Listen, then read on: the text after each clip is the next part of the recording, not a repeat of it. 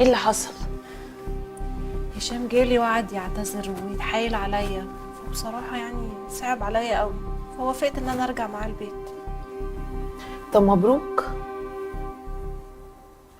بس انتي ايه اللي جابك وانتي عارفة اني مش هنا؟ قلبي حس وقلت مش معقول صاحبتي واختي وحبيبتي ترجع بيتها من غير ما اجي ابارك لها، فقلت اجيلك بقى بنفسي واقولك انك نورتي بيتك والحمد لله على السلامه. بس بقولك ايه يا شيري، هو انا اخر مره شفتك في القسم يوم المشكله مش كنتي رابطه دراعك الشمال مش اليمين؟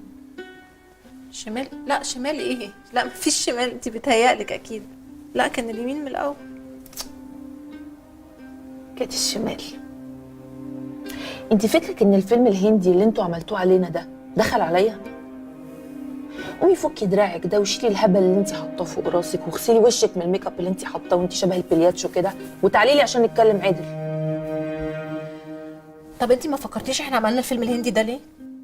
عملناه عشان خايفين على زعلك. على زعلي انا؟ زعلي ان انت بتكلمي نرمين؟ انت فكرك ان نرمين دي فرقالي اصلا بقرش ساخ في الحياه؟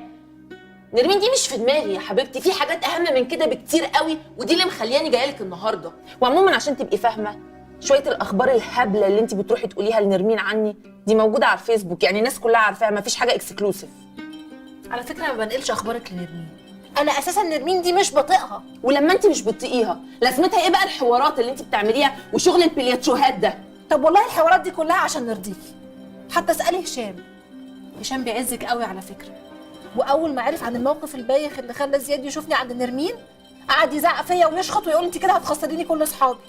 وطبعا عشان انت ما تخسريوش صحابه رحتي طلعتي بالفكره الفظيعه والفيلم اللي ملوش اي 30 لازمه اللي انت عملتيه ده. يا حبيبتي الحياه ابسط من كده بكتير. على فكره لو نرمين صاحبتك تعالي واجهيني قولي لي نرمين صاحبتي يا جميله وانا مش هقدر اقطع معاها، وساعتها يبقى اختياري انا ان احنا نبقى اصحاب ولا لا. لكن شغل الاربع ورقات وانك تبقي بوشين انا عديته كتير قوي ومش هعديه بعد كده. والله العظيم يا جميله انا عمري ما كنت بوشين. حرام عليكي بقى، كفايه اتهامات، انا مش عايزه اخسرك. بس كل اللي عملتيه وبتعمليه بيقول انك هتخسريني وللابد كمان. وايه اللي انا عملته؟ ده انا طردت مي مخصوص علشان يا بجحتك، انت طردتي مي لما عرفتي ان انا عارفه ان مي بايته عندك. معرفش ليه بصراحه مي المفروض تبات عندك اليومين دول خصوصا في الظروف اللي احنا فيها دي. وطبعا لما عرفتي رحتي ممشياها وحضرتي نفسك كويس قوي لمقابلتي ولا ايه؟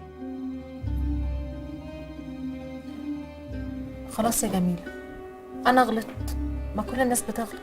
بالبساطه دي؟ مش بالبساطه دي يا شيري. انا مش هعديلك كل اللي فات ده الا بشرط واحد، والمره دي بقى هجربك